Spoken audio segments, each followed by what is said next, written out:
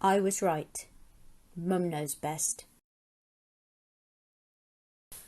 I welcome social services. After all, I have nothing to hide. I've done nothing wrong. She came home several times, spoke to my children one-to-one. I can't describe the feeling of this because I don't think that there are words. All I could think of, well, if this is the way I need to get help for them, then so be it. She spoke openly about how the school had made several referrals for fabricated induced illness. The school, who I poured my heart out to over the years, were using it all against me. My fears were true. They were collecting all the evidence, meeting after meeting. I bet they were rubbing their hands together whenever I said anything, so they could use it against me. I wondered why the funny looks and grins were constantly flowing. It all makes sense now. The social worker listened to me and seemed to understand. She even tried to offer advice and solutions. After all, that's all I wanted. It was then, in another meeting at school with the senior school staff and the social worker, that I was told that my children were going to go on a child in need plan. Wow, nice one. It was school again. They'd got their way, and I was again made out to be the problem. I made eye contact with the head teacher. I was desperately trying to avoid looking at anybody. She was grinning from ear to ear. I felt my soul leave my body. I was heartbroken, completely broken. I then realised I'd failed all of my children. I had no idea how I was going to fix this. My child was still in crisis. But even though I felt so awful, I knew my child needed help. The battle between myself and school was even bigger than before. I didn't think it was possible, but it was. It seemed whenever school got professionals on board, they became more smug and so nasty and so cruel. The social worker was involved for 6 months, making me feel like rubbish and dismissing any help for my child even further, because now I have got more people to get past. None of these people agreed with me, so it must be me, and they are making damn sure they stop me getting anywhere, and they blacklist me even further with anybody who I tried to get help from. After 6 months, the social worker decided our family didn't need to be on a child in need plan anymore, and we never should have been. Funny that.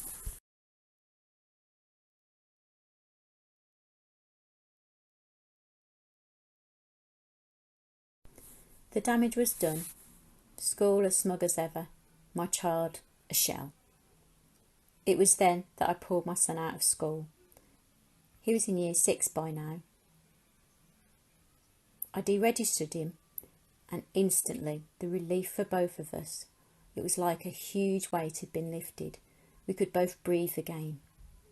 In time we began to heal, but the trauma will stay with me forever. I'm learning to trust teachers and professionals again, but it's hard, and it will never be the same. My boy went back into education in year 7. We got lucky with the new school. They saw straight away his difficulties, and they got professionals in, proper professionals who listen without judgment, and they offered help. At first I was worried what they were really saying behind my back. Are they collecting evidence to use against me? My fears settled. The new school were brilliant. My child went on recently to get a diagnosis of autism and to get an education healthcare plan. Things are still tough for him, but the school and the support he gets is amazing. He has a one-to-one who is fabulous with him. She too helps me. Nothing is too much trouble. It feels really weird to know that people actually want to help. It took me a while to get used to it, actually. The damage done will last a lifetime. I'm so cross that no one will be ever held accountable for what they did to me and my family. But I hold my head up high. Eventually it paid off. I was right. Mum knows best.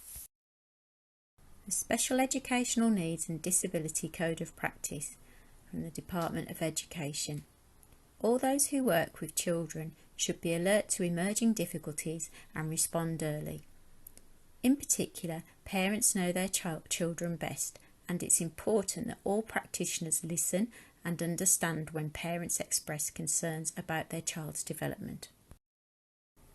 NICE guidance: autism spectrum disorder in under 19s, recognition, referral and diagnosis.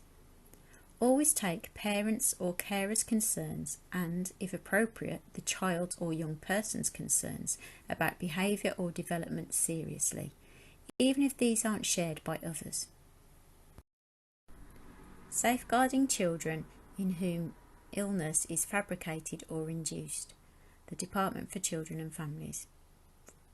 Where there are concerns about possible fabricated or induced illnesses, the signs and symptoms require careful medical evaluation by a paediatrician. For children who are not already under the care of a paediatrician, the child's GP should make a referral to a paediatrician, preferably one with expertise in the specialism, which seems most appropriate to the reported signs and symptoms. Perplexing presentations, fabricated or induced illness in children. Royal College of Paediatricians Child Health Guidance. If the initial concerns arise directly from the school as opposed to health. If primary health care is the only contact for the child, then school may wish to refer to a paediatrician for further assessment of a child's health. If the response from health is felt to be inadequate, education can contact either the named GP or doctor for safeguarding children for a community, hospital trust, health board as appropriate for advice. If concerns arise within general practice, we recommend that there should be a consultation with the named GP for safeguarding children in the first instance. We all have different experiences through the multi-agency assessment before, during and after. Join our conversation to try and make sure that everyone has the most positive experience they can at this difficult time.